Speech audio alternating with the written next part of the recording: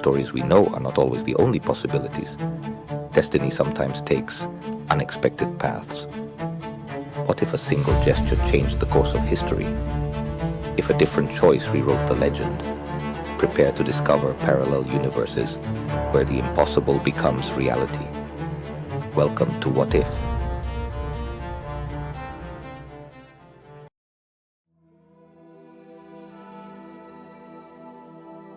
Episode 1, Ron's Fall. The cold wind swept through the campsite while the faint firelight reflected on Harry and Hermione's tired faces. Ron stood away from the warmth, silently gripping the Horcrux pendant so tightly that his knuckles turned white. The object felt heavier than ever, but the real weight came from his own troubled thoughts. Something inside him felt like it was cracking, like Harry's shadow kept growing larger, pressing down on him until he could barely breathe. The arguments had become constant. Ron couldn't stand the way Hermione looked at Harry whenever they made progress on their mission. That unspoken understanding that left him on the outside. He hated how calm Harry always seemed, even in chaos, like some unbreakable lighthouse. To Ron, it felt like destiny always placed him off to the side, making him the eternal friend of, while glory inevitably revolved around Potter. He remembered moments back at Hogwarts when he felt he'd never match Harry's natural courage or Hermione's brilliant mind. He remembered all the little envies he'd collected over the years, childish jealousies he'd never admit out loud. Now, under the Horcrux's poisonous influence, those thoughts tangled together, forming a knot of resentment and self-pity that suffocated him. When he finally tore the necklace off and threw it to the ground, something in his mind loosened, but not completely. The object no longer touched his skin, but the emotions it had unearthed stayed, stuck like invisible splinters. Ron knew that the Horcrux no longer influenced him directly, but the pain, bitterness, and anger had sunk deep. Even without the pendant, the feeling of being a shadow lingered, as if a monster that had been sleeping inside him had finally woken up. The breaking point. It's always the same, Ron shouted, his voice cutting through the silence of the forest. Harry turned confused and pulled out of his thoughts. What are you talking about? You. Ron kicked the ground, rage boiling over. You always have to be the hero. You never think about anyone else, just your damn mission. Hermione tried to speak, her voice unsteady, but Ron raised a hand sharply to stop her. No, you don't get it. Neither of you do. He looked at Hermione, his eyes burning with frustration that bordered on hatred. You're always at his side, always with him. And me? What am I? Nothing. Hermione tried to step closer, but Ron backed away like her touch burned. His mind twisted past adventures with the anxiety of the present, distorting everything. He felt out of place, like an intruder in his own story, as if he'd never really belonged. I'm done! He shouted, voice breaking. Harry will always be the chosen one. And me? I'm just the chosen one's friend. Not even to you, Hermione, am I anything more. Before anyone could react, Ron grabbed his bag and walked toward the barrier of protective spells. The weight of resentment was stronger than loyalty. The encounter with Bellatrix. Ron wandered aimlessly, disappearing into the dark woods until he crossed beyond the protections. The sound of snapping branches reached him too late. Rough hands grabbed him, pinning his arms, and a cold voice whispered in his ear. Well, look who we've got here, one of the snatchers said, laughing while the others tied him with magical ropes. Dragged into Malfoy Manor, Ron was thrown onto the marble floor before a figure that froze his blood, Bellatrix Lestrange. She examined him with a mix of surprise and cruel amusement. Well, well. Potter's little friend decided to take a midnight stroll. She wasted no time. She dove into his unguarded thoughts with brutal legilimency. A twisted smile appeared on her face. Not because she found information about the Order, but because she found a deep well of resentment. Oh, poor boy. she whispered, leaning so close that her hair brushed his cheek. Always in the great Harry Potter's shadow. Isn't that right? Ron tried to look away, ashamed, but Bellatrix gripped his chin tightly, forcing eye contact. You know, you're not the first to feel this way. Regulus also believed he was destined to be nothing until he learned the truth. And you, dear boy, have a much greater destiny than being Potter's shadow. Bellatrix's words slipped through every crack in Ron's fractured mind. She spoke about how Harry always stole the spotlight, leaving Ron blurry in the background. Even Hermione, she insisted, chose Harry every time, valuing him above everything.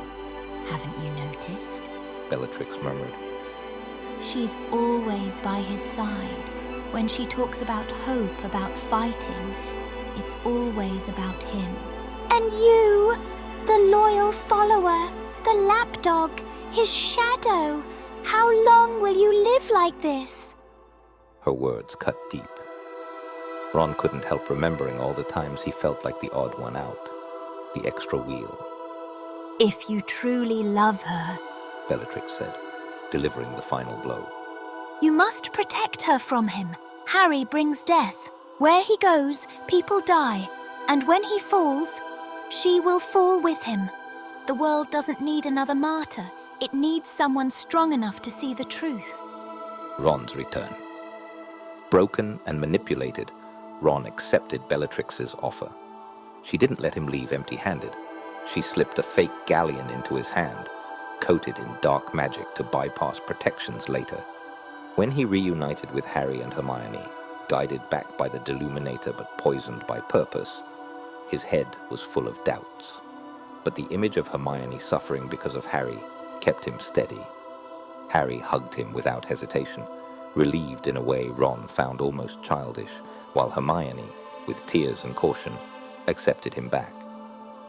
No one imagined the real danger was now inside their camp, sleeping just a few feet away. Before drifting off that night, Ron listened to the soft breathing of his friends. He closed his eyes, but Bellatrix's voice echoed like a mantra. The only way to protect her is to betray him. Episode 2, The Path into Darkness, The False Redemption. Ron woke the next morning to sunlight filtering through branches and the tent fabric. Harry was already preparing something to eat, and Hermione organized their supplies with mechanical focus. When Ron opened his eyes, Harry gave him a small smile, like his return was a rare victory in the middle of chaos, completely unaware of the snake he'd let inside. How'd you sleep? Harry asked, trying to break the awkward silence. Ron muttered a vague answer as he sat up. Whatever warmth the reunion had brought was gone, replaced by a tension they all pretended not to notice. Hermione watched him with a mix of worry and quiet suspicion she couldn't hide. She stepped closer, trying not to look anxious. Ron, She said softly. are you okay? He nodded, keeping his eyes away from hers. He didn't want her to see the storm behind them. The idea of betraying Harry tore at him, but every time he thought of Hermione in danger because of the boy who lived, his resolve hardened. Bellatrix's seed had taken root, now growing into a poisonous vine, twisting through his mind. Ron's paranoia. As the days passed, Ron started seeing conspiracies everywhere. If Harry and Hermione whispered to each other, he assumed they were plotting without him, or mocking him. If they laughed, he felt they were laughing at him. The distance between them grew, at least in his head, while insecurity slowly ate him alive. At night, while the others slept, Ron sat by the fire, touching the fake galleon in his pocket. He replayed every moment Harry had helped him or saved him. Instead of feeling grateful, Bellatrix's twisted logic reframed everything. He wasn't a friend, he was dependent, a burden, and the only way to break free was to sever that bond completely. Bellatrix's signal. That night, when Harry and Hermione slept, Ron felt the galleon heat up in his pocket. There was no owl. Hermione's protections were far too strong, But the dark magic in the coin worked like a transmitter. Black smoke seeped from the object, forming words only he could see. The writing was unmistakably Bellatrix's. Dear Ronald, remember what's at stake. Don't let sentiment cloud your judgment. You know what must be done. When the time comes, don't hesitate. Her safety depends on your strength. Make sure Harry is exposed and vulnerable when the final battle begins. The smoke vanished, leaving a sharp smell of ozone. A chill ran through Ron. The attack on Hogwarts was coming, and he knew his role would be both crucial and devastating. The conversation between Bellatrix and Voldemort. In Malfoy Manor, Bellatrix knelt before Voldemort. He barely acknowledged her until she began speaking. My lord, the Weasley boy is fully under our control. She said with a satisfied grin. His loyalty has cracked. He believes betraying Potter is the only way to save the mudblood.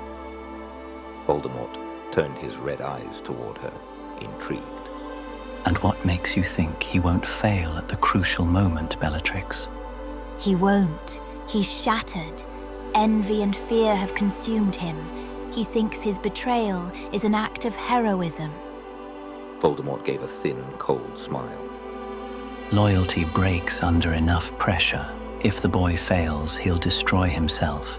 If he succeeds, he'll break Potter from the inside, leaving him without his emotional shield. Either way, he does our work. I'll make sure the boy can't turn back.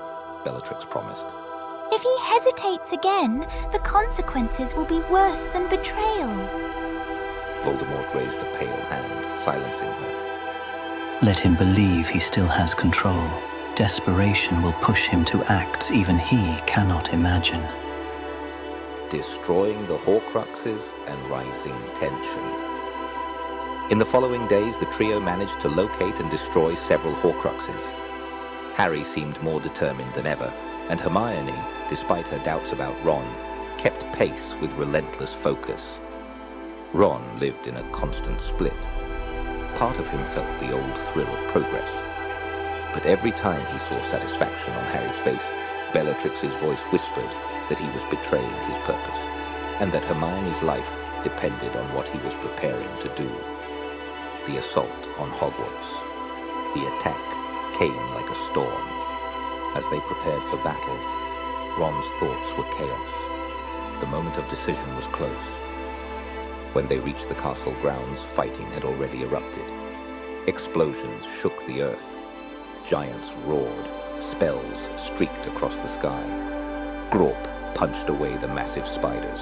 Centaurs launched volleys of arrows. Harry moved through the battlefield, protecting the fallen. Hermione shielded younger students with fierce precision. Ron lagged one step behind, his wand shaking. Conflicting thoughts tore at him. Protect Hermione, follow the plan, betray Harry, save his family.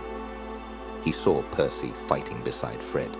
He saw Ginny dueling in the courtyard with Neville. His heart twisted painfully. Bellatrix had promised his family would be safe if he cooperated. But here was Ginny, moments from death. Ginny! He shouted, running toward her just as Fenrir Greyback lunged. Ron hesitated. If he intervened, he might ruin the plan. If he did nothing. Neville saved Ginny in the last second. Ron's breath shook, crushed by guilt. Ron, wake up! Dean Thomas yelled at him over the chaos. Ron cast a weak spell, barely aware of where he was. Bellatrix's voice echoed. Protect her from him, whatever it takes. As they moved toward the Great Hall, Ron felt time slowing. The moment was coming. Star Episode 3, The Price of Betrayal. The moment of betrayal. The Great Hall was chaos. Tables overturned, smoke and blood in the air. Harry and Hermione fought back to back at the center. Ron stood behind them, wand raised, consumed by darkness. Bellatrix's voice cut through his mind. It's now or never. If you don't do it, she dies with him. Then he saw her, Bellatrix, standing in an entrance, watching him. She nodded once. That was the order. Blinded by fear and twisted devotion to Hermione, Ron raised his wand, aimed straight at Harry's back. Harry! Ron shouted, voice breaking. I can't let you ruin everything! Harry began turning confused. Ron screamed, Expulso! But Ginny, running toward them to regroup, saw the unthinkable. She saw Ron aiming at Harry. She saw betrayal in his eyes. And she made a choice. She threw herself into the spell's path. The blast hit her square in the chest, the force amplified by Ron's emotion and rage. She flew back, hitting a stone table with a sickening crack. Ginny fell, eyes open. Still, gone instantly. Ron felt the world collapse. His wand slipped from his hand. Hermione screamed. Immediate consequences. The air thickened. Harry crawled to Ginny, hands shaking as he grabbed hers. No pulse. Tears fell onto her face. Ron stepped forward, shaking. Harry, I didn't mean to. She stepped in the way. Harry looked up. His green eyes no longer held friendship, only pain and fury. You didn't mean to. Harry whispered. It was aimed at me. She's dead, Ron. Your sister. You killed her. I only wanted to protect Hermione. Ron cried, collapsing under the weight of his delusion. Bellatrix said you were the danger. She said Hermione would die if I didn't stop you. Protect Hermione. Harry roared. You aimed your wand at me and killed your sister. Hermione stared at Ron with pure horror. You betrayed us. She whispered.